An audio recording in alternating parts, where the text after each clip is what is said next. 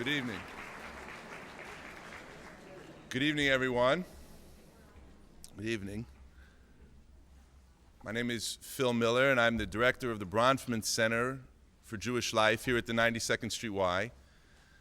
And it is my pleasure to welcome you to the 92nd Street Y tonight for the annual Rosenthal Lecture.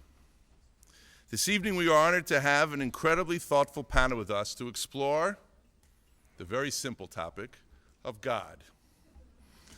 Tonight's program is also part of our second Kala initiative, a joint venture in Jewish education between the 92nd Street Y and the Jewish Community Centers Association of North America. And as we sit here in Kaufman Concert Hall at the corner of 92nd and Lexington this evening, thousands of people across the United States and Canada are partaking in this evening also through the magic of technology via satellite.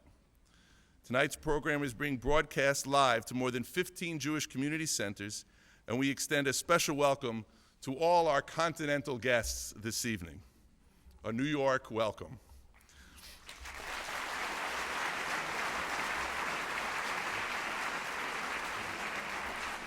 I especially would like to give a warm welcome to 40 teenagers who are gathered this evening at the Jewish Community Center in New Orleans, Louisiana, who we are very happy to have joining us this evening.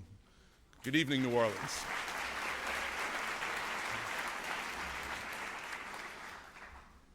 Yesterday, we celebrated Yom Ha'atzmaut, Israel Independence Day, and 54 years of Jewish sovereignty in the land of Israel. During this trying time, our thoughts are with the people of Israel, and we stand together with them in the fight for peace, freedom, and justice. Everyone, when you came in this evening, either here to Kaufman Concert Hall or to wherever you are in JCCs throughout North America, you were given a sheet that has a short prayer on behalf of the State of Israel. And I'd like everyone to please join me now in this prayer.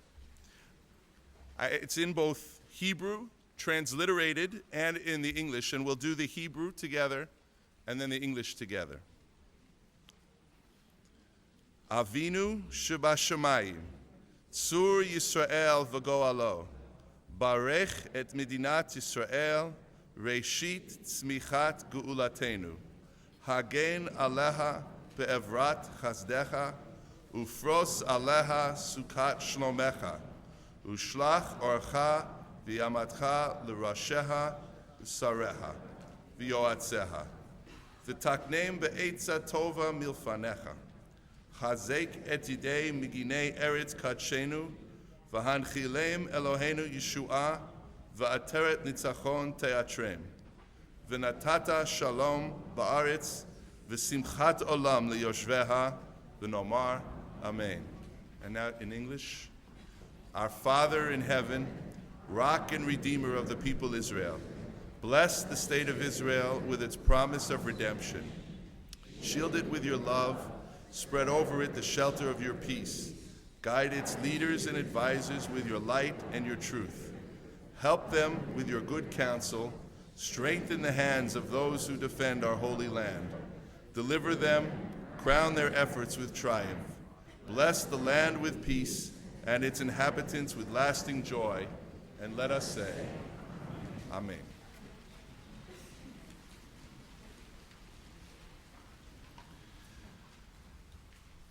This evening's program is endowed by John and Jackie Rosenthal, longtime members of our Y family who have shown generosity and graciousness beyond measure. We honor the memory of Mina and Harold Rosenthal this evening. Please welcome Mr. John Rosenthal to our stage.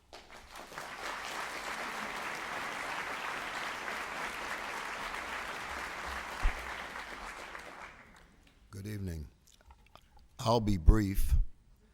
It's my honor to have been asked to introduce Rabbi David Wojnicka, who is the founder of this program tonight and its predecessors. My wife, who I can't see from here because of the lights, is very concerned about how I could speak on very short notice about David Wojnicka. And And what I said to her, which I'll say to you, it's not a problem. For those of you who have never been in this auditorium with David Wojnicka, you're in for a treat, and obviously that is true of the other panelists tonight, both of whom have been here often, one of whom is here every year. We wish the other was too. David Wojnicka, his title now, which that I've got to read because I can't remember it, it's so illustrious, is the Executive Vice President of Jewish Affairs for the Jewish Federation of Greater Los Angeles. I know him because he was here at the 92nd Street Y. He was Phil Miller's predecessor as the initial director of the Bronfman Center for Jewish Life, and as such, he created many of the programs at the 92nd Street Y, which have inured to the benefit of the whole Jewish community. Once a year, David would call on me because he also has conducted the High Holy Day services here at the 92nd Street Y, and so on Kol Nidre, I have stood before some of you with the role of raising money for the 92nd Street Y. That's not the topic tonight. David is the most articulate, and we've got two other very articulate people with us tonight, the most articulate person I have ever heard on the subject of Judaism. He has always made part of the High Holy Days an hour where you could ask the rabbi anything you wanted. That has been, to me, the most interesting and important hour of the High Holy Days because of what he said to all of us who attended. With that, I'd like to present Rabbi David Wojnicka.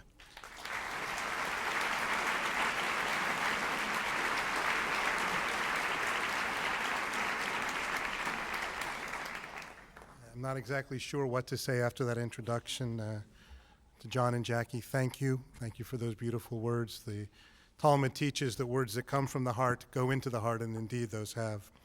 And to Rabbi Miller, they need the volume turned up apparently, okay. Not only thank you to the Rosenthals for the beautiful remarks, but to Rabbi Miller for the introduction of this evening. Ladies and gentlemen, I've had the privilege of being on this stage last year with Professor Elie Wiesel to talk about values, and a few weeks after that with Governor Mario Cuomo to talk about values. But I believe that this is the first time in history that both of them will have appeared on stage together, and it's happening here at the 92nd Street Y. Without further ado, please welcome Governor Mario Cuomo, Professor Elie Wiesel.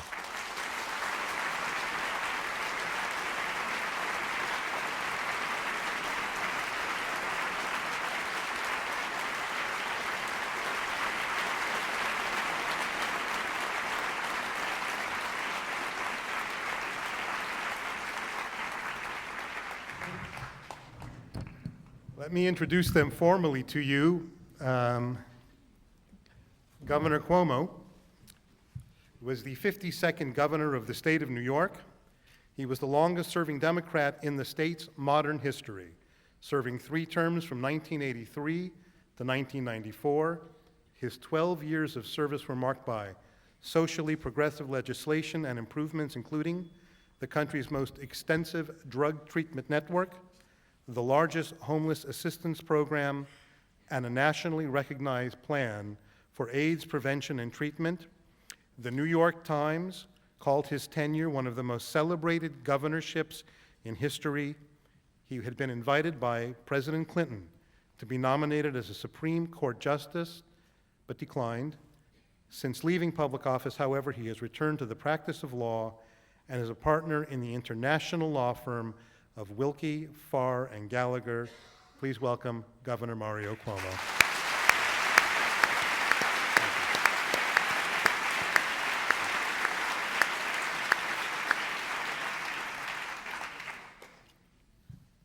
humanitarian, scholar, author, our teacher, Elie Wiesel, has devoted himself to the eradication of hate, the defense of human rights, and the pursuit of peace throughout the world. For 35 years, Professor Wiesel has graced our stage here at the 92nd Street Y, inviting us into his world, teaching us, learning with us. A Nobel Peace Prize laureate, he was awarded the Presidential Medal of Freedom and the United States Congressional Gold Medal. Since 1976, he has been the Andrew W. Mellon Professor in the Humanities at Boston University. His acclaimed publications include Night, Dawn, A Beggar in Jerusalem, and The Forgotten. Recently, he released his two-part memoir entitled All Rivers Run to the Sea, and the Sea is Never Full. An honor to welcome you along with Governor Cuomo, Professor Elie Wiesel.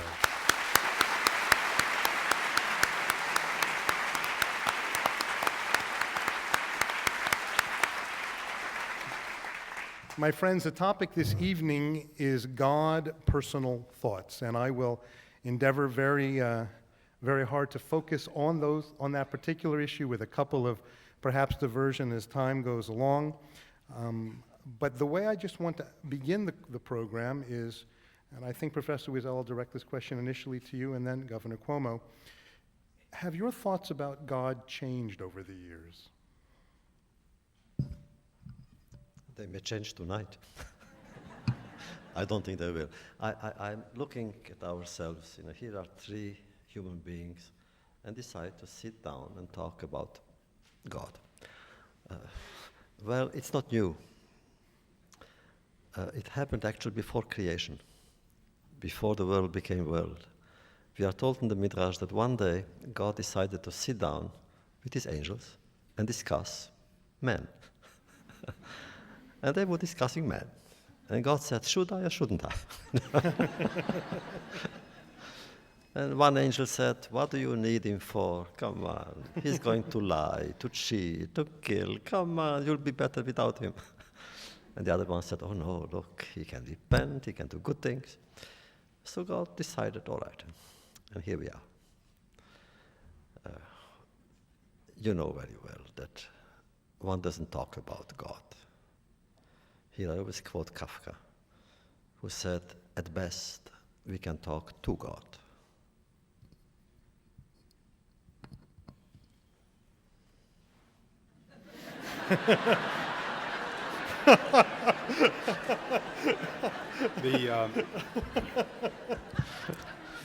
I was daunted by the prospect of being here with two Jewish biblical scholars, practiced apologists for religion, and one of them the most articulate man on the planet on the subject of Judaism, at least, and the other one of the great world figures, and truly he is that.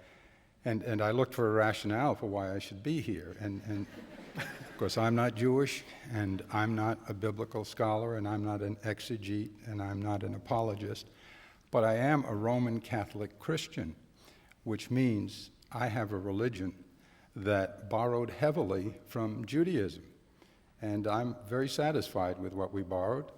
And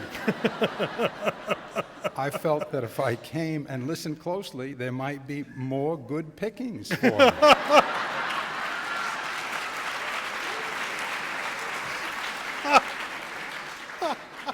More direct answer to your question. The things that have changed since I was younger and thought about God, I think in a way it is easier now for me to believe in the God as I see him, her, it, than when I was young. Because when I was young, like many other young people, I put a primacy on intellectuality and being able to prove things. And if I couldn't prove it, it wasn't so, which is, of course, the height of arrogance.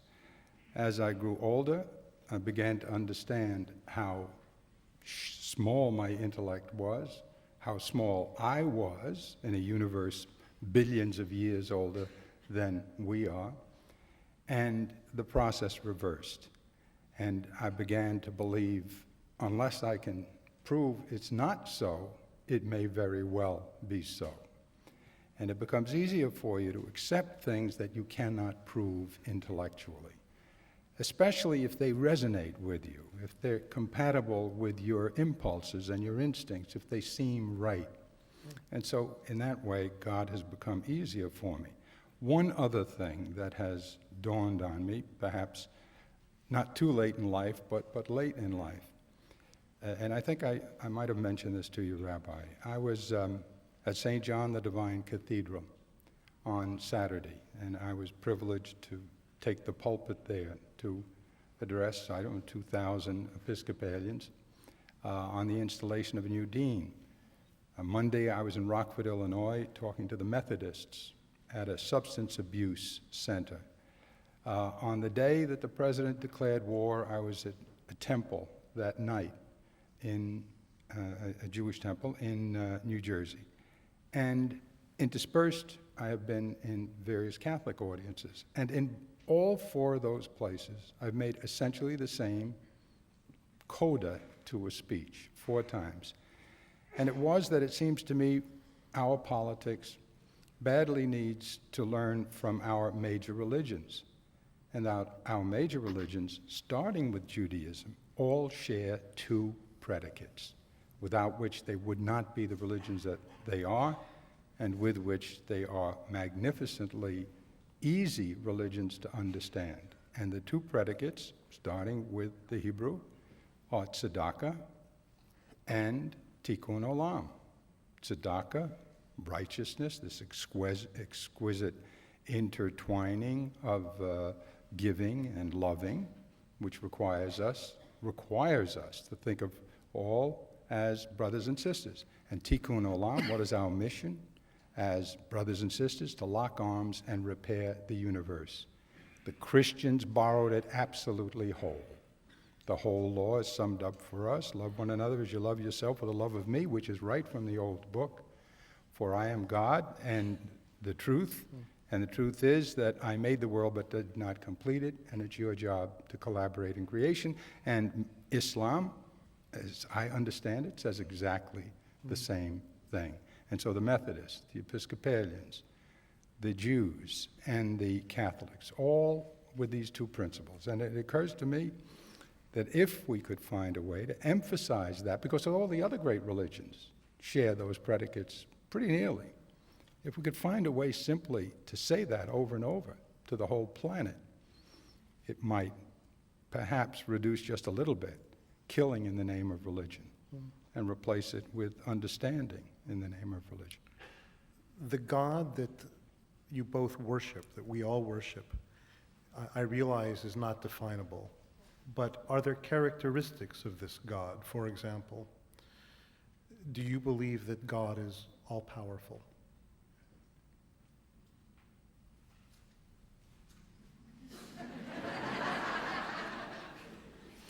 Well, the God that I believe in is, by definition, the first force, the raison d'etre, the reason we exist at all.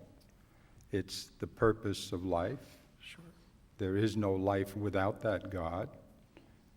There would be a void without that God. It is a God that shares everything we have. To the extent that we have intellect, it's a God that has intellect.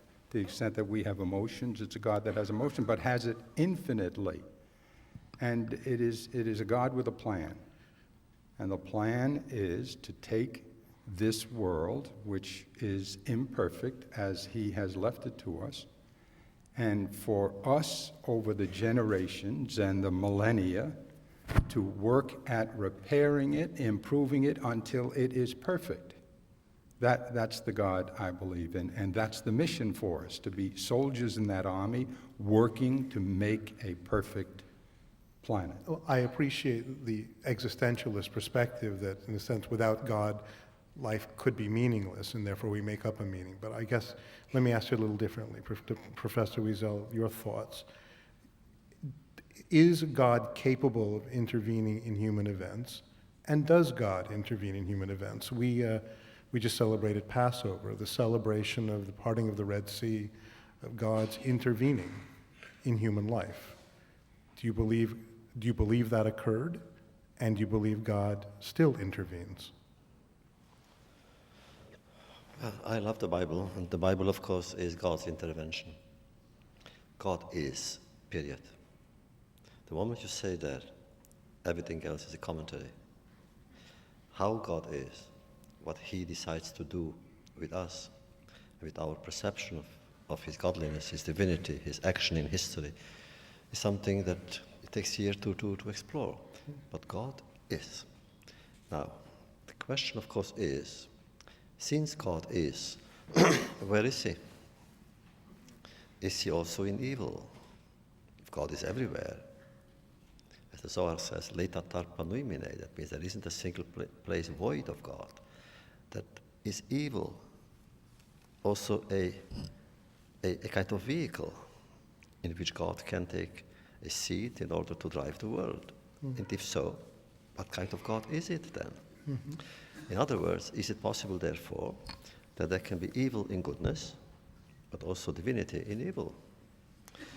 Now, according to the answers that you give, you can have explanations and understandings about all kinds of religions.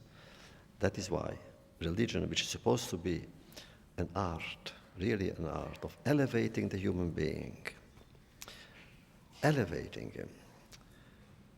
Instead, we have seen in history what religion has done.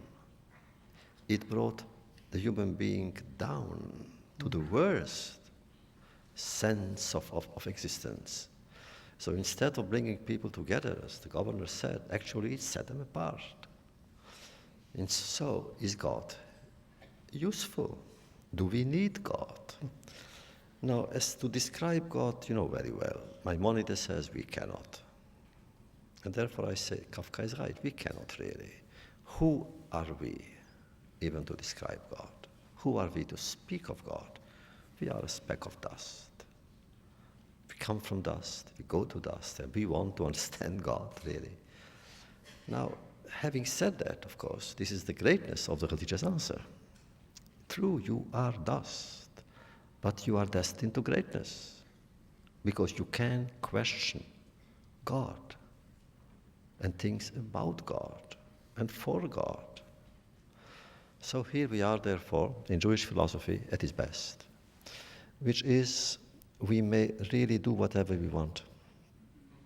We may, provided from the very beginning you know that somewhere your deeds are being inscribed. In other words, somewhere there is an accountant. Literally. There is an accountant. The Pirkei Avot, remember, the book is open and the hand is writing. And at the end, you must say, why did you do what you have done? And I'm afraid of that. Let's pick up on that. At the end of life, the Talmud teaches us that God is going to ask us a series of questions. Governor, the Catholics can use this if they like the idea.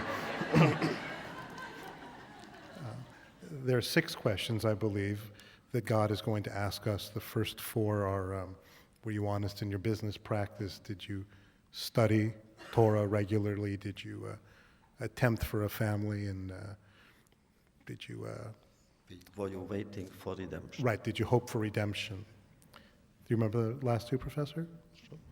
But you know, the first one that you said, I have a different interpretation. It is nasata v'natata b'emunah, which means have you been honest in your business dealings? And I would rather say, have you made emunah into a business? Faith. Have you taken your faith and turned it to a business? And then I think, well, again, I'm afraid.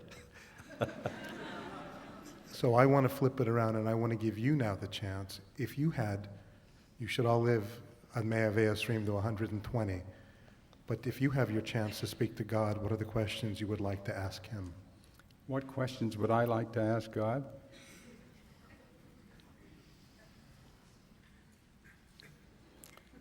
Why didn't you just make the whole place perfect, Lord, to begin with, instead of leaving us many millennia to work toward perfection? Or why couldn't you have started the whole thing with perfection and allowed us simply to enjoy perfection? Did we have that option in the Garden of Eden? If we, well, he would say that I gave you that option, and you've always had it, and you gave it up through your weakness. And then I would say, but then God, why did you make me weak? And he would say, it's lawyers like you that make me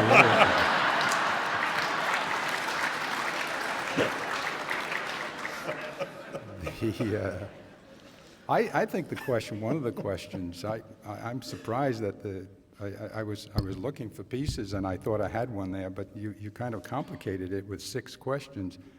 Why couldn't he ask just one question, which is, did you listen to Hillel, who on one foot said, just make sure you don't do anything to anybody you don't want done to you?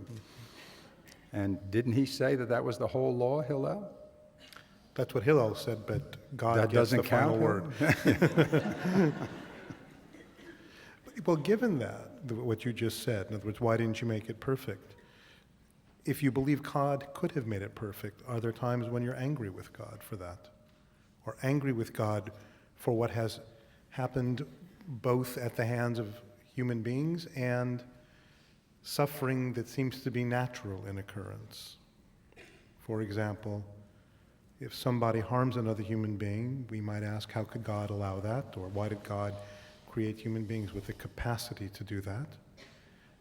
And yet we might ask, why are there diseases that we don't blame human beings for? Does that anger you towards God?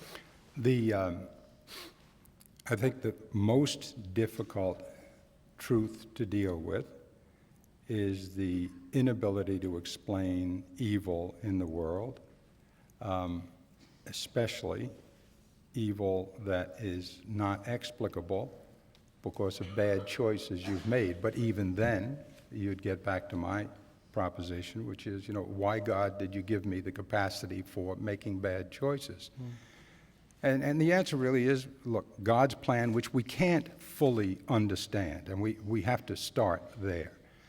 If we try rationalizing everything, then we're going to fail, because whatever religion you have, it's going to require faith, some degree of faith. That last piece that you need to bridge from your tiny, meager intellect to an appreciation of a universal force that's so infinitely beyond you that it's foolish even to consider measuring its dimensions and understanding it. So you need to, at one point, have faith. And that faith has to be usually something that isn't totally intolerable to your intellect. So it's not compelled by your intellect, but it's acceptable to your intellect. Nobody has ever explained to me the existence of evil in the world. The Holocaust, Auschwitz, a child dies in the crib mysteriously. Why? You ask the question forever. After 9/11, all the questions about how could it happen, 19 people with carpet cutters. But the big question for religious people is, why did you let it happen to innocent people? And the question, after you read the rabbi's book, Why Bad Things Happen to Good People, and you read Teilhard and you read all the other philosophers, I think a lot of us conclude, with God's help or without it, that the one thing you can be sure of in this life, and maybe only the one thing, is the value of the breath you can still draw, the value of the life you still have, which brings you back to the Jewish emphasis, on the life you have and making the most of it. And then you have 2 choices. You make the most of it either by treating it as a basket of appetites for food, for drink, for sex, for power, or you make the most of it by trying to improve the universe around you, Tikkun Olam. And that explains why he allowed it to be imperfect. If he didn't, you wouldn't be able to have Tikkun Olam, because you wouldn't have anything to repair. You know, it's interesting.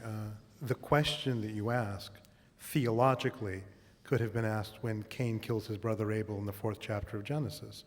God allowed it to happen. You could have asked the question, while emotionally the death of a greater number of human beings may have a greater impact, intellectually the death of any one innocent human being is the same, forgive the word, but indictment against God. Rabbi Harold Kushner's book, which actually it's interesting, and you did, and this isn't to diminish it, the book is actually entitled When Bad Things Happen to Good People as opposed to Why. And I would say 95% of the people who quote the book say why, because in truth we want the answer.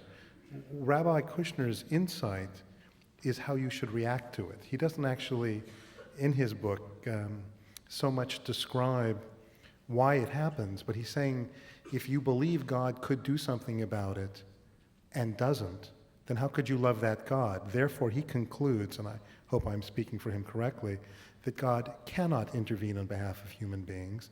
Therefore, God will be at your side as you go through this together. But let me just continue with a question.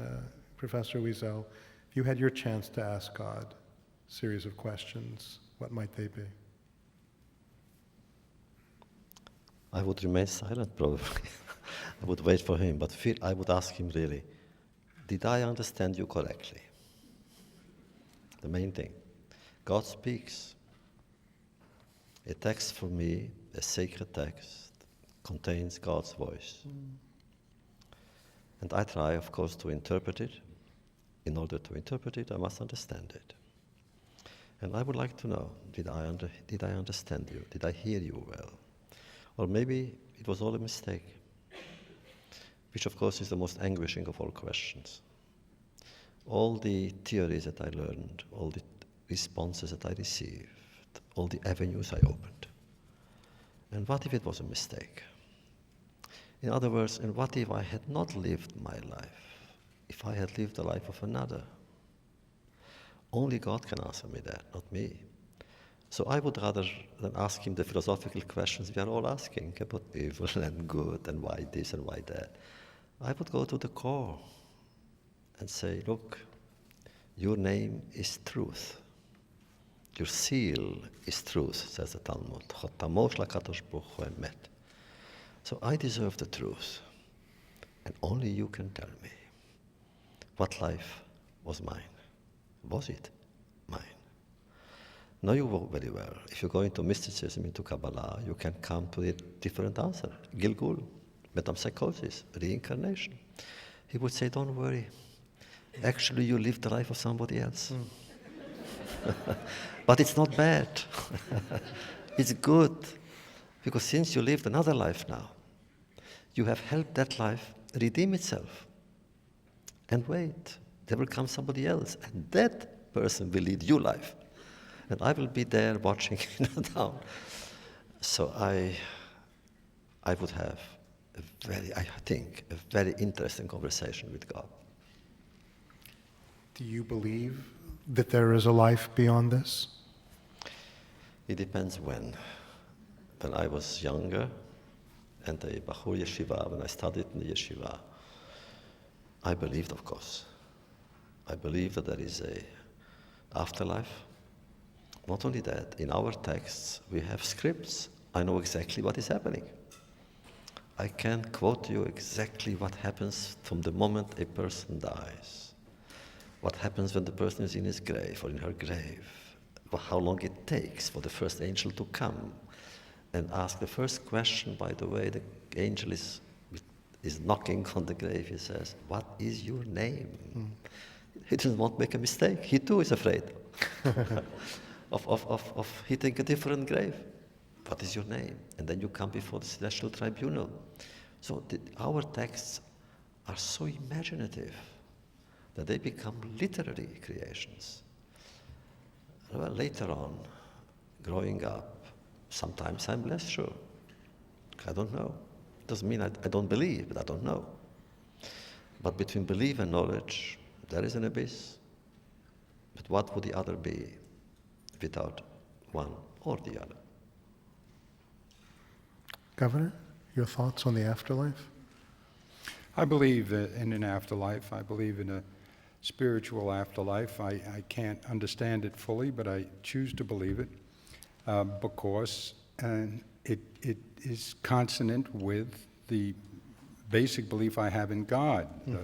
I believe in God's plan, and God's plan, as it has been revealed to me, is to give me an imperfect world and allow me to participate as one of billions and billions in trying to make that place better. And the reward for that is you arrive at perfection, what Teilhard calls the pleroma, the ultimate consummation, when there is pure civility, when there is no Middle East, where there is no war, where there is no hate, where there is no greed, because you've grown up through the ages, through the eons perhaps, to perfection. And at that point, you enjoy it eternally. That's God's plan, spiritually. Now, when I was young, that was a real problem for me. But getting back to what I said earlier, because I didn't understand of spirituality. Now I'm older and frightened by the possibilities. Now I believe in all sorts of spirits because I am not smart enough to disprove them. And since I have a God who teaches me that there will be a spirit life forever, then you begin to ask questions in your old years. Well, I wonder when it starts. I wonder if they're here now. I wonder if they're listening. I wonder if that guy that I did a number on a few years ago is around. So, yes, I do believe in the afterlife. And if only as an inspiration, I'm going to cling to that belief because it gives me significance. It's a place to finally appreciate my life and to undo the injustices of it. It comes out perfectly in the afterlife. Otherwise, I'm left with no explanation for the evil here. I so agree with you, and I think it is such an important issue. I do a bit of lecturing, and increasingly am speaking on this topic, a Jewish perspective on the afterlife. And I've often asked large Jewish groups, how many of you believe that Judaism affirms an afterlife? And very few Jews believe that Judaism affirms an afterlife. My understanding of the Jewish tradition that there is a passionate affirmation. Not really. In the Bible, there is no not in the afterlife. Bible, but in the Talmud, Olam Haba, the world to come. Absolutely, but in the Bible itself, there is no Almost afterlife. silent, agreed. It only comes in rabbinic literature, in the Right. Talmud. Having said that, if there is no afterlife, first of all, if there is no God, there is no afterlife. The physical, corporeal is it. And that means that Mother Teresa and Charlie Manson have the same fate when they die. And that is almost a joke to me.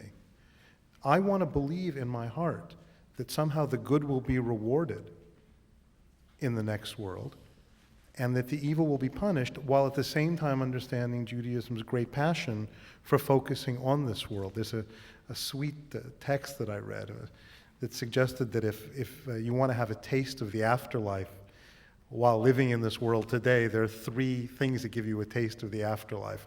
One is sexual relations, one is a sunset, and one is Shabbat.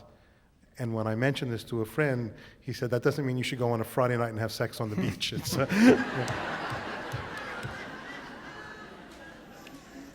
Let me ask you a more emotional question than I even have. Are there times in your life where you have felt God's presence, Elie? I do, all the time. Sometimes it's more intensity, but God is present. When you daven, when you pray, and you officiate, at the Amud, at the pulpit there, it's written, Shiviti ad Hashem lanegdi tamid. You must always have God as your presence, which means presence with a capital P. That's God, actually. Sometimes it hurts. Surely sometimes He paralyzes me. How can I do certain things if God is present? And then the absence itself becomes present. God may be present in His absence to me, but God is present. Except there's a wall that I can create between me and God. I don't want Him to see too much, to know too much. But God, I think, since God is present, naturally. It's like memory. You don't remember all the time. You cannot, because you cannot absorb that much. In order to remember, you must forget certain things. And therefore, in order to feel God's presence, you must almost imagine his absence. But as a rule, there were times when God was to me a danger, because it was too much.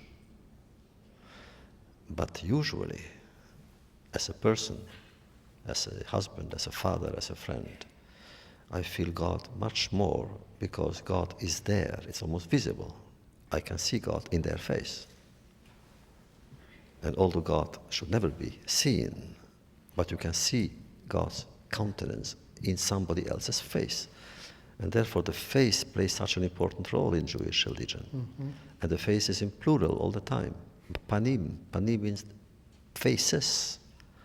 Because I have my face and the face of God.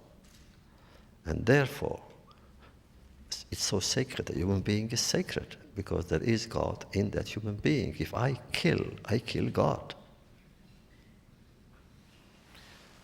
The way I wanted to phrase it to you, as I was thinking when Professor Wiesel was speaking, many of the decisions that you had to make in your professional life could not be made privately. It occurred to me when you were considering a run for president, when you were considering a position in the Supreme Court, Governor, did you ask yourself, did you, in a sense, try to get God's counsel or feel God's presence when you made those decisions? First, I went to Matilda. That's God for you.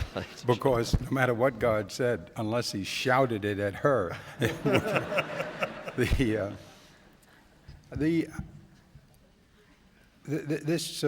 your question brings me back to the earlier question about changes in the way you saw God from the time you were young.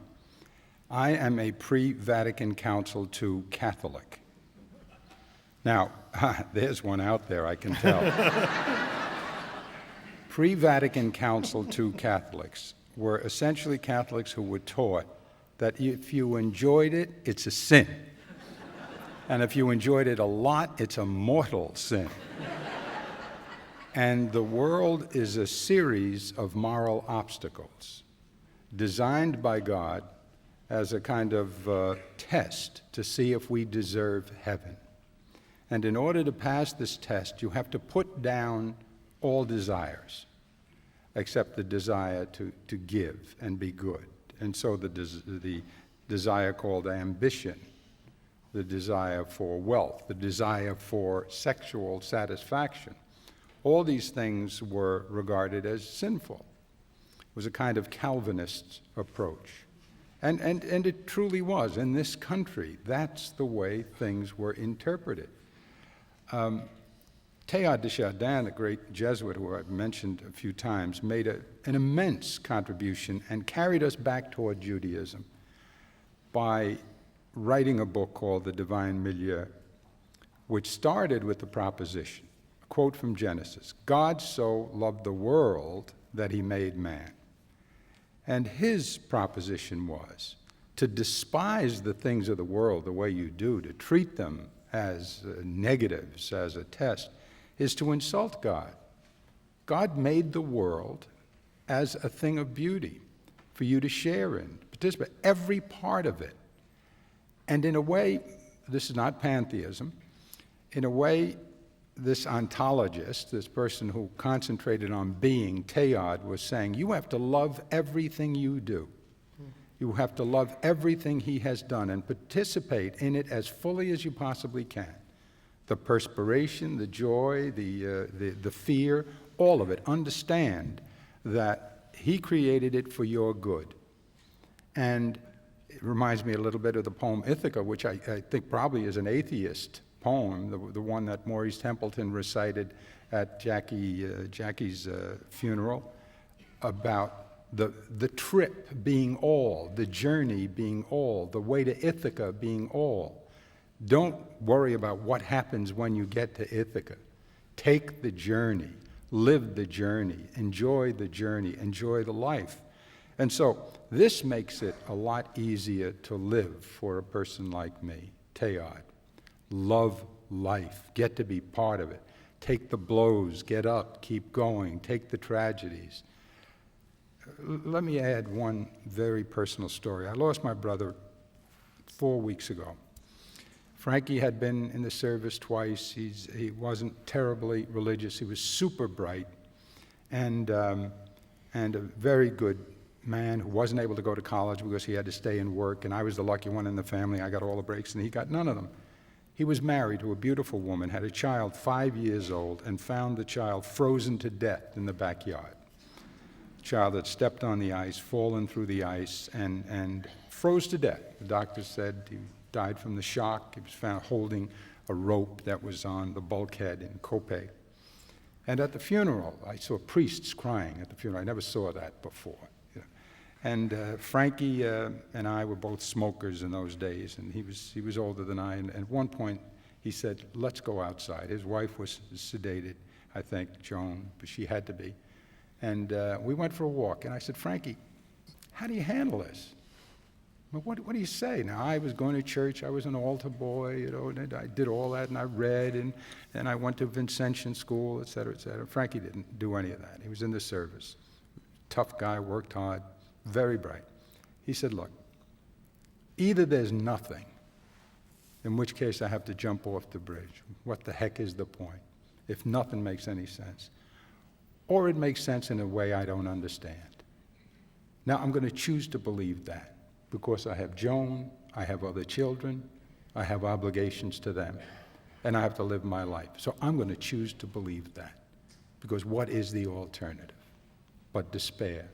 Now, by whatever route he took, he got to what appears to me to be the perfect religious position.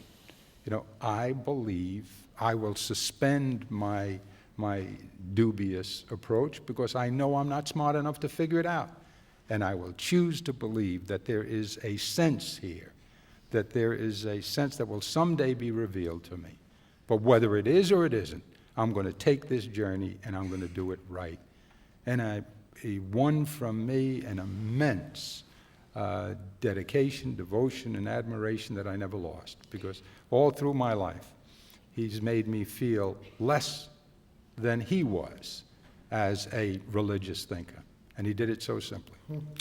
I have to tell you, I have been blessed with a very deep-seated faith in God, but I am so angry at God at moments. I want to rise up against God and ask God, how can that happen?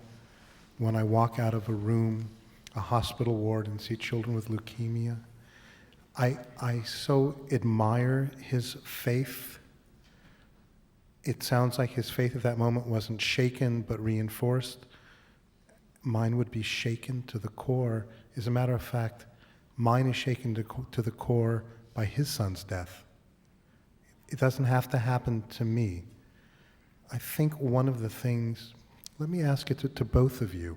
There are 1,000 people in this room and thousands watching at this moment who wish they could have a deeper sense of God in their lives, a deeper sense of faith in their lives, and for whatever reason, they are struggling. They want to have it. Most of the people who I speak to about God say, "I wish I could believe more," for whatever reason.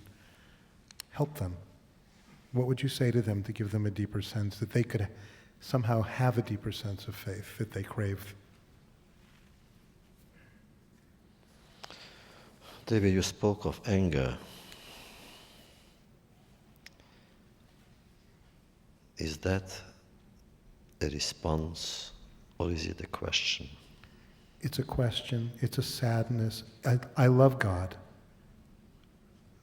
I love my parents. There are things which trouble me that I see. It's a question. As a question, I accept it. As a response, why God does certain things, I don't know. I will never know. All I have is his words written in what we have, the Torah. And the Torah has more questions than answers, except for the laws. And certain laws cannot be questioned, they're just there. One is not even supposed to explain them, they're there. The theodicy is at the basis of every theology. In Hebrew we call it Sadik Veralo Rasha Betoblo. Meaning, why should a just person be unhappy? And why should a wicked person be happy? I am not worried by that. I am worried when the child dies.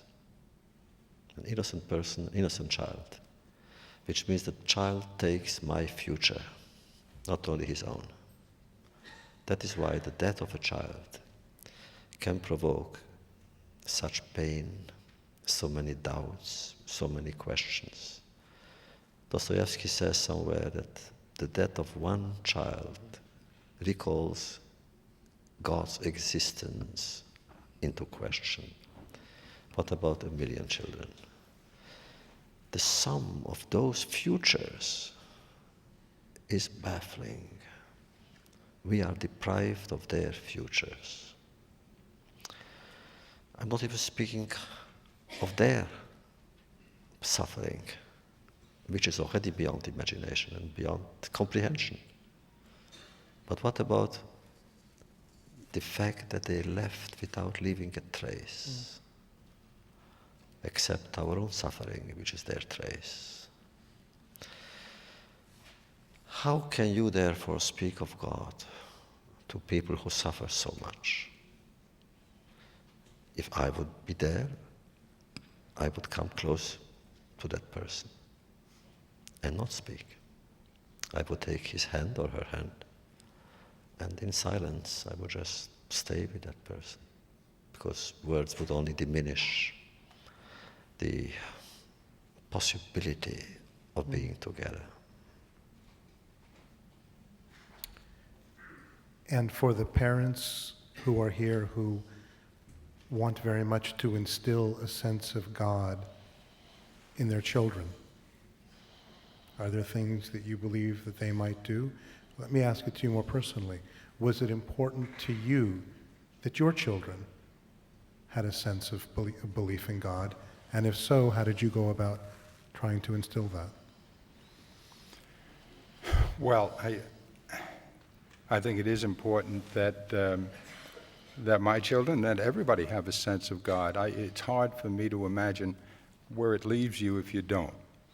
I mean, if you don't believe that there is a rationale to your existence, an ultimate rationale, and I know there are many, many atheists who appear to live full and happy lives. Yes, I think it's important. We lost the sound here. I think it's important to note. I think we would all agree you can be an atheist and be a saint, and you can be a believer in God and not be such a terrific human being. Belief in God alone does not ensure morality. But clearly you think there is a link in terms of meaning.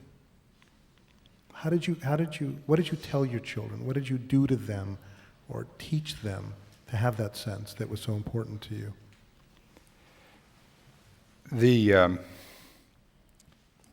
I think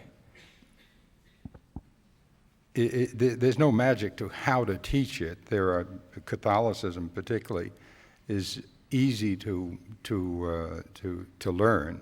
It's difficult to live, but it's easy to learn the rules. There's a book by a rabbi and a priest that I would recommend to everybody.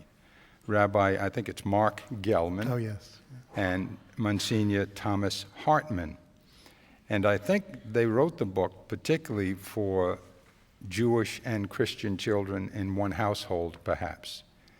And I forget the exact title, but it is a wonderful book, and I'm sure the theology is good because they were very, very careful about that. And it teaches God beautifully. I mean, for example, if you read the book on the question of evil, as I remember it, they take the matter of evil and they say, think of it in two categories. One is evil that comes as a result of bad choices, pollution, even murder. Somebody makes an evil choice and commits a murder. Well, all those things that are clearly the product of human choices, that's part of the imperfection of the world, which leads you to Tikkun Olam. I told you it was imperfect. That's the whole game.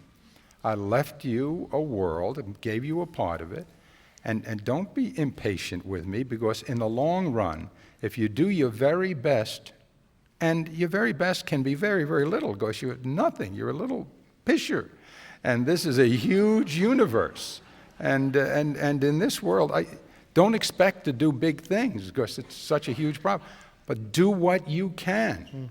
That's the rule. And that's my plan for you. And when it's all over, believe me, you will live forever in perfection. Now, that book describes it as either choices or acts of God that are inexplicable. You know, why would God allow you to be struck by lightning, which isn't the product of a choice? And the book says very simply there, look, there are some things you can't know about God, period. Now, you can say this is a cop-out. Yeah, it may be a cop-out for us to say we choose to believe in these things because they comfort us. But why not? Why not choose to believe them? Can you prove they are not so? No, of course not. Then you get back to the arrogance of my youth. Yeah, but unless you can prove it is so, why do I have to prove it is so? You can't prove it's not so. Why can't I choose? Do you believe your wife has been faithful to you? Yes. Do you believe your mother and father were married when they had you? Yes. Did you ever see their birth certificate? No. Right. You can call them a name at that point. Because if they choose not to believe anything that they haven't proven, they can have a very arid existence. So I think it's not difficult to teach. It's difficult to live, because you want to know. You want your intellect to be able to handle it, and your intellect can't handle. That's why we call it faith. You know, it's interesting. You remind me of the quote of the late Rabbi Milton Steinberg, who was a rabbi in New York here for many, many years. And he has, I think I'm quoting this almost verbatim, he acknowledges, he says that the believer in God must account for the existence of evil and suffering. In other words, he acknowledges that challenge, but then he continues, the atheist must account for the existence of everything else. It's just an interesting thought. I want to share with you. May I tell you one story that is simple and because it makes another point too about faith that is not easy. The guy who fell off the 400-foot cliff, sheer-faced cliff, and there's only one limb growing miraculously out of the stone, and on the way down he grabs it with two hands, and he's hanging on, peering down at eternity, and looks up and says, there's somebody up there who can help me. And a voice comes out of heaven and says, there is someone here who can help. Oh, good. Help me, please. He says, I will help you, but only if you have faith. Oh, I have a deep and abiding faith. Good. If you have a deep and abiding faith, remove your hands from the limb. Is there anyone else up there who can help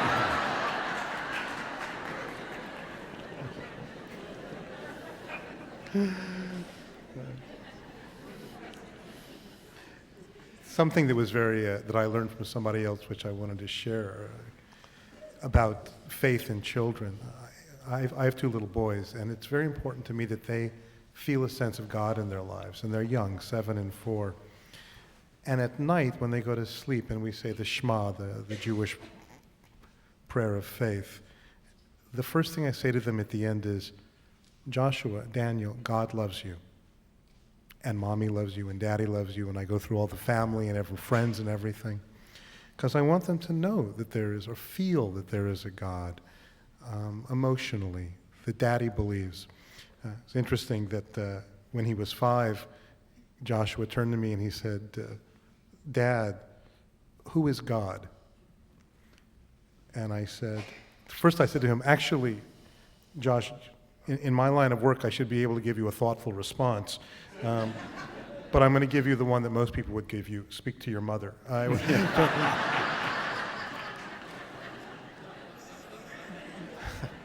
Let me ask you both, Professor Wiesel, about prayer. We haven't finished yet this discussion. I'll tell you. As a student of philosophy, I always had problems with medieval philosophy. who try to prove God's existence. And in doing so, they prove that it doesn't really matter. If you can prove that something is wrong, if God exists, it doesn't need proof. The rabbinic and Hasidic commentary is, for a non-believer, there are no answers. For a believer, there is no need for questions. Now, I'll tell you, you asked a very important question. How can you teach children the existence of God? Not through books. Surely not through philosophical discourse. I still have to find one person who came to the conclusion that God exists because the philosopher proved to him logically and rationally that God exists. Exactly, right. And you know how? If your child sees a believer, a true person who has God in him or in her, that child will believe in God. There is a painting by Rembrandt, a Jew in Amsterdam. I think it was Menashe ben Israel, but also you can see the face of the Jew, and you know that God's presence was on his face. You listen to a beautiful concerto, a beautiful chamber music, and you know that God exists because of that music and because of the way a person listens to that music. If that child will see a Jew the way I remember Jews, I can tell you that child will know, but believe or not, but he will know that God exists. Not through rationalization, which doesn't lead to anything except to more books. In other words, to, if I can say, to touch the soul, to touch the heart. I have often said that it wasn't my teacher's words that so changed my life, it was their eyes. That when I would sit across the table, it wasn't, I wasn't a particularly good student, remember very little of what they taught me, but somehow it was their passion, often their quiet fire, which so touched my own life. Sometimes those are your parents and sometimes other teachers. If I could bring our son to see my grandfather, he would know that God exists.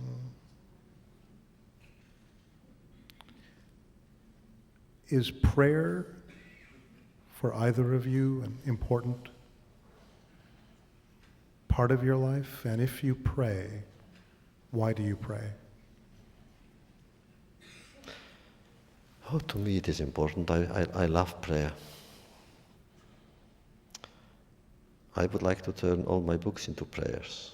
And often this is what I do. I write in order to pray. I believe prayer is a link of fire.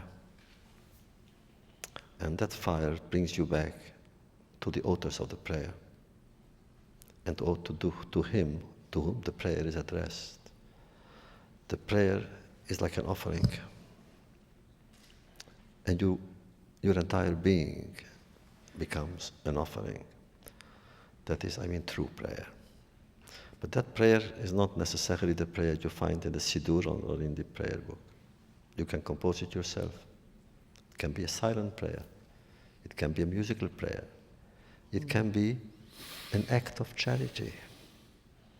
A person who has his hand stretched out, and you put something there. And what you have done, you have put a prayer there. So I believe prayer is an absolute in life. You cling to it. In the worst of times, in the darkest of years, even when I had my crises, I never stopped praying.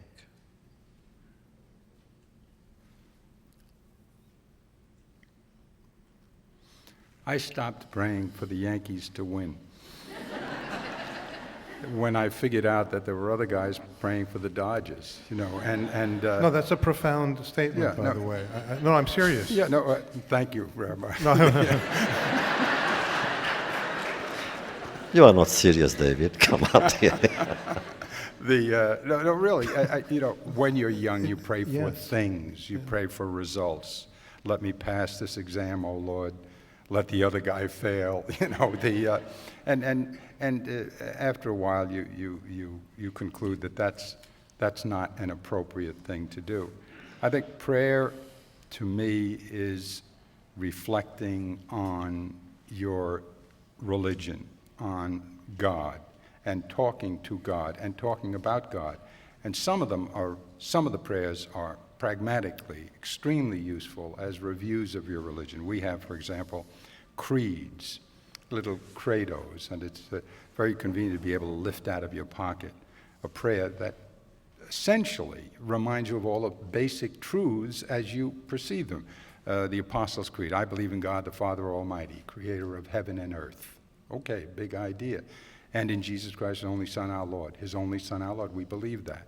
Who was born of the, et cetera, et cetera. And it repeats the creed that you are sworn to in your heart. And that's a good thing. The Our Father, which we all say, the Lord's Prayer. Our Father who art in heaven. Okay, so now you're making an affirmation that there is a God. Hallowed be thy name. We're supposed to reverence him, and so on and so forth. But the notion of praying for results as though God would intervene because you raised your voice, I mean, defies the whole idea of God as I understand it. Because if he could intervene for you, then he could intervene anywhere, and you get into this endless cycle of, well, why is he doing this? He's not doing it. He's leaving it to you to do. There's an old, I think it's Ignatius Loyola, who said you should pray as though everything depends on God, but you should work as though everything depends on I you. think that was John Cardinal Spellman, actually. No, Was it no, not? no, this is my game now. Okay.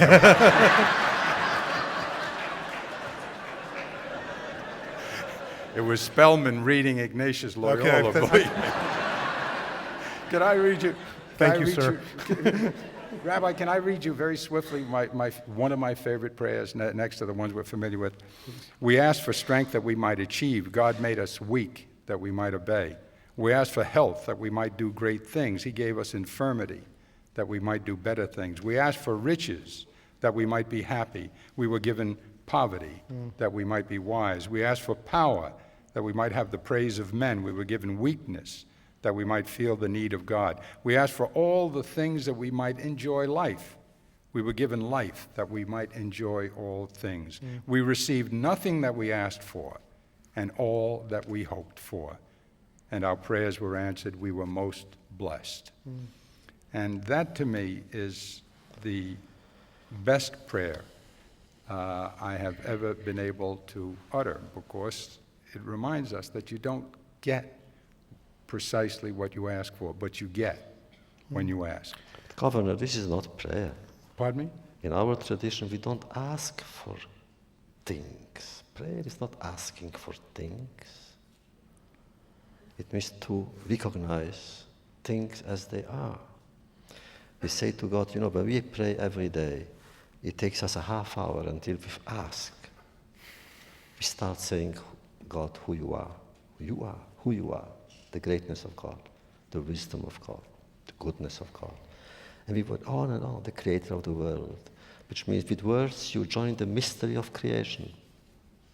And then all of a sudden, just before the Shema, which means Hear, O Israel, all of a sudden you say, God, you have loved us a great love, with charity and compassion and kindness. And then all of a sudden you say, give. What do I want God to give me? Wisdom to study thy law. I'm not asking for money. I'm not asking for honors. I'm not even asking for health. I'm asking for wisdom to study thy law, to learn. That is the prayer. I'm sure that your prayers for the Dodgers were heard or something, but I'm glad I heard that there is a theology of Dodgers. I didn't know that. I want to the real prayer is prayer. We have so many questions from all over North America, from JCCs, but I need to ask both of you a question about Israel before we get to them. because I would be remiss.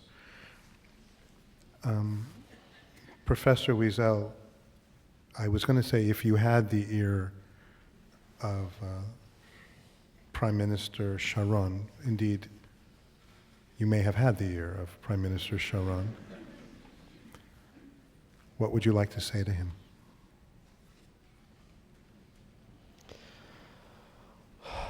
It wouldn't be enough, because I don't think that he initiated the policy which is his now. It was a response. Look, I belong to those who believed in the Oslo Agreement. I believed in it because I wanted it. Rabin was a close friend, and I believed him when he said, "Let me try peace." I devoted my life as a military man. The time has come to try peace. Who am I? I'm not even an Israeli to say no. So I went to Washington, went alone. My wife didn't come with me. I went alone to the ceremony then. It was a great ceremony. All the ballets, he shook hands. It was great. And I was convinced that it's better than war. Anything is better than war. Now it's different. I was in Israel last week. I spoke to many people, young and old, very religious and non-religious, soldiers and former soldiers.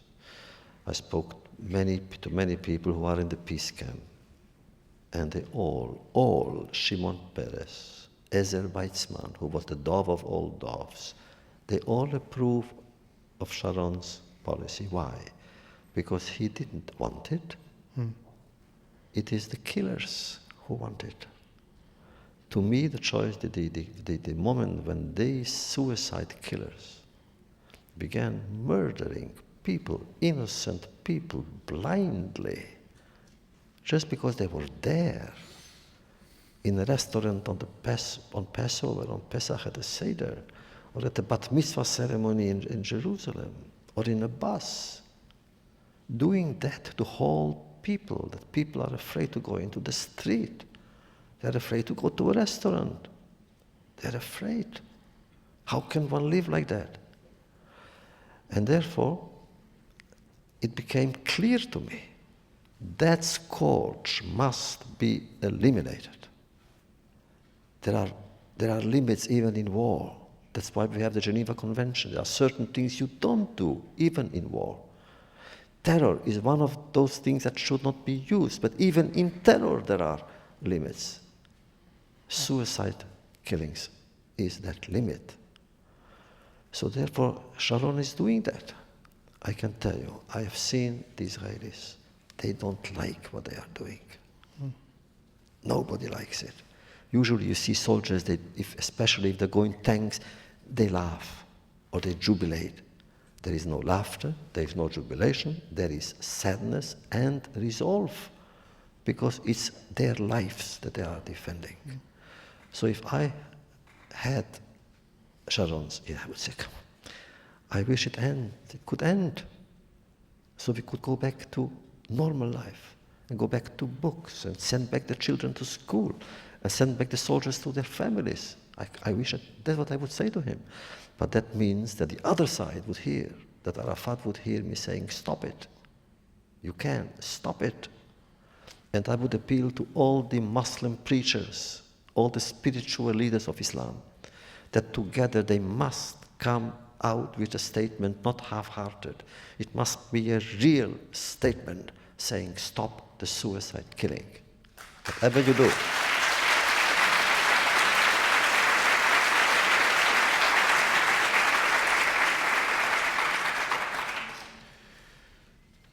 Let me take a question that came in both from the Jewish Community Center of New Orleans and a similar question that came in from the JCC of New Haven. It's directed to you, Professor Wiesel, but I think Governor Cuomo, I'll follow up with something similar. The questioner asks, with all that you have been through, how did you not turn your back on God and religion? Oh, I could have really. But I thought of my father and my grandfather. It would have meant to turn my back on them. I wouldn't do that.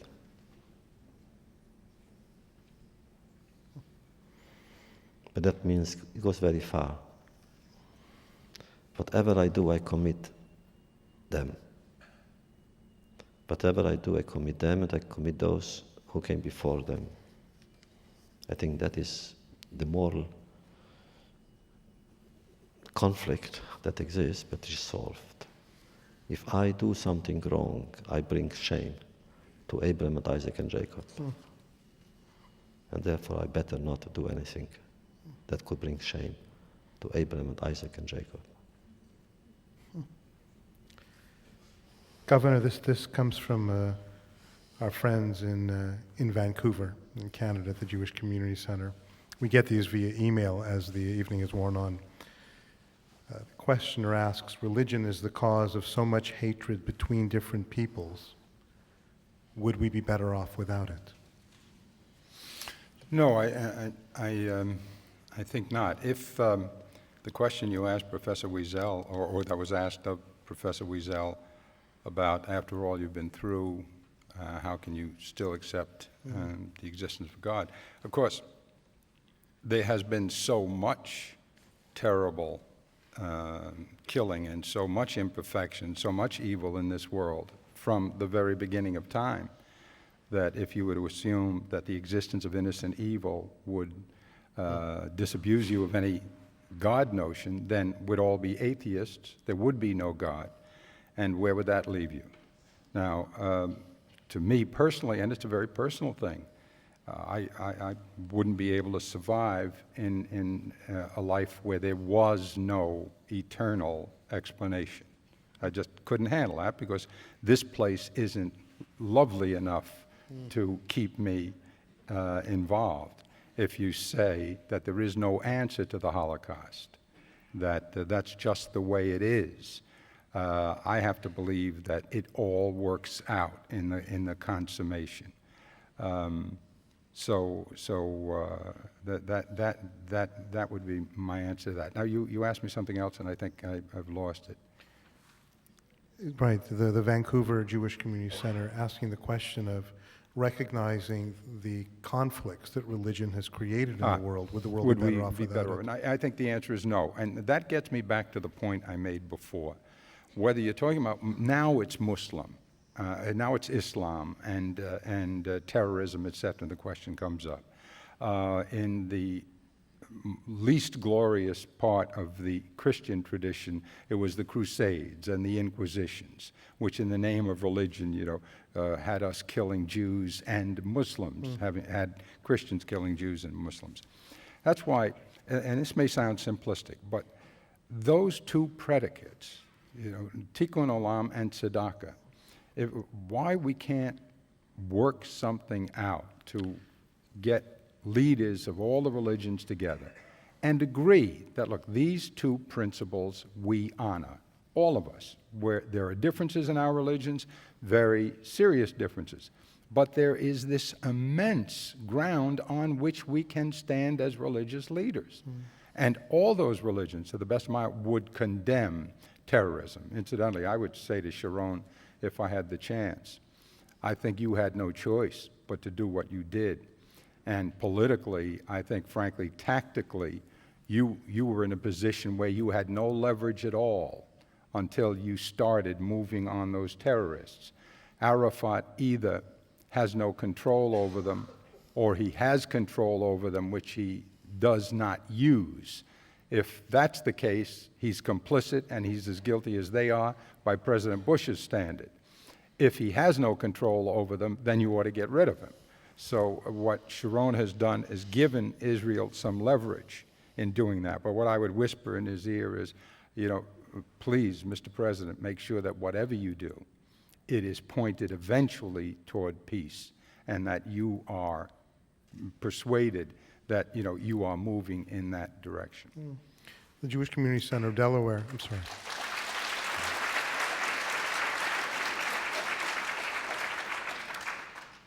starts with a question. Each generation seems to believe in God less as the years go on. Actually, the question goes on further, but I'm going to stop the question there and ask you if you think that's true. Is this a generation which seems to believe in God less than previous generations? I don't think so. I don't either. I think there is much religiosity today among the young people. There is a thirst for religiosity, not for organized religion, but for religiosity. I think people today, young people today, are so disenchanted with our triumphs of the past century that they look for something else, for something transcendental in their own way. Some go astray, go to the cults or to drugs.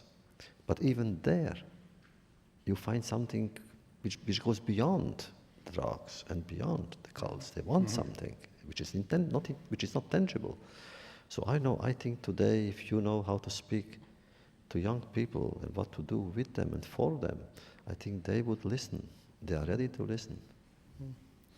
Yeah, I would agree completely with Professor Wiesel that there is more interest now in this society in what they call spirituality more often, even as some of them turn away from their formal religions.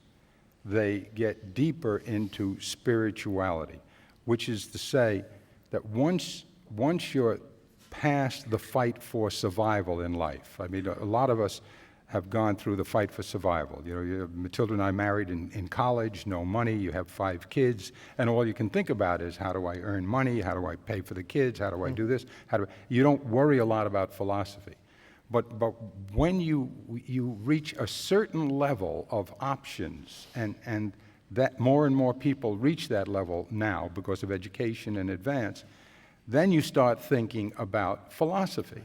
And what I found in the law firm, for example, a lot of our best young lawyers, after 2 or 3 years, and they start at $125,000 a year, after they pay their loans, they will come in and talk to Gov, I'm leaving. Why? Well, I want to do something more. I want to find some meaning in my life. Spirituality, you go to Barnes & Noble and ask them how many books on spirituality they sell. Sure. Look at the bestseller list. So, and this makes another important point. There is a difference between religion and spirituality in religion and churches. My church is going through a very hard time now because some of its ministers have done very bad things. Historically, we have gone through times when we had popes who were mad, popes who did terrible things. There's a difference between my religion and the people who administer it. And the truth of the religion shouldn't be measured by the frailty of people who are trying to minister it or even practice it. So I would say, yes, there's more spirituality now than ever. I am faced with the horrible dilemma of having to end the evening and not wanting to. And we are on a live satellite feed through North America, which is going to run out. And here in the West Coast, the East Coast rather, it is 10:30 at night, and I know we could go on for a very, very long time. And so there is afterlife, don't worry. What did you say? There is afterlife. I'll tell you how I'd like to end. I'd like to end with your words. And the Governor, I had no idea that you would be speaking the words that you wrote many years ago. I'm going to paraphrase them. Actually, they're your words. I'm going to skip around a little bit for time's sake. But I'd like to conclude with your words and then something that Professor Wiesel wrote. You wrote, "I think there is an idea that can give you all the direction you need. It began with the Jewish people about 4,000 years ago, who described it in 2 principles, Tzedakah and Tikkun Olam. The Christians borrowed both principles. The first we call charity, the obligation to love one another, and the second teaches us, as it taught the Jews, that God made the world but did not finish it, that he left the world to us, so that we could side by side and working together collaborate in completing the work of creation by making this world as good as it possibly can be, because God knows how grand the world is and how small we are. He is not going to expect any miracles from you. All he asks is that you can. And Professor Wiesel, in the first part of your memoirs, you were responding to those who might suggest that somehow God is dead. And you write, "But if Nietzsche could cry out to the old man in the forest that God is dead, the Jew in me cannot. I have never renounced my faith in God.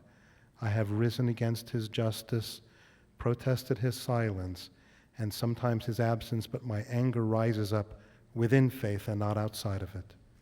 And later, in a profound chapter in your book that you call God's Suffering, a commentary, where you, with great reverence, speak about how God suffers along with people, you write, "A midrash recounts when God sees the suffering of his children scattered among the nations, he sheds 2 tears in the ocean. When they fall, they make a noise so loud it is heard round the world. It is a legend I enjoy rereading, and I tell myself, perhaps God shed more than 2 tears during his people's recent tragedy, but men, cowards that they are, refused to hear them." Is that at last an answer, you write? No, it is a question. Yet another question. I have shared the stage with both of you in the past. Professor Wiesel, Governor Cuomo, thank you for honoring us with your answers, but perhaps equally as important, for leaving us with more questions. Good night. Okay. Thank you. Thank you for letting me share this with you. Thank you.